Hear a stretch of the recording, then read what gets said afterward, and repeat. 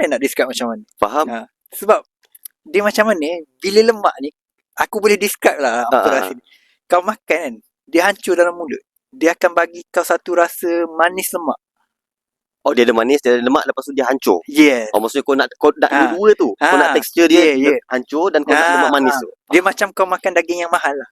Dia macam cair dalam dia hancur. Faham. Tapi tak semua lemak tu lemak sedap. Kat sini macam kat sini aku terpengaruh makan tetel. Daging tetel sebab daging tetel tu dia ada kandungan lemak sikit. Oh, okey. Tapi kat Kelantan lemak dia tak ada dengan daging. Dia lemak semata-mata lemak.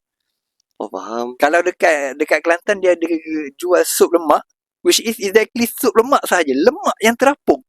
Kau makan kolesterol. Faham. Kalau macam tetel, dia mesti ada lemak dengan daging sikit. Okey. Kalau kat Kelantan lemak is lemak. Sup lemak yang terapung.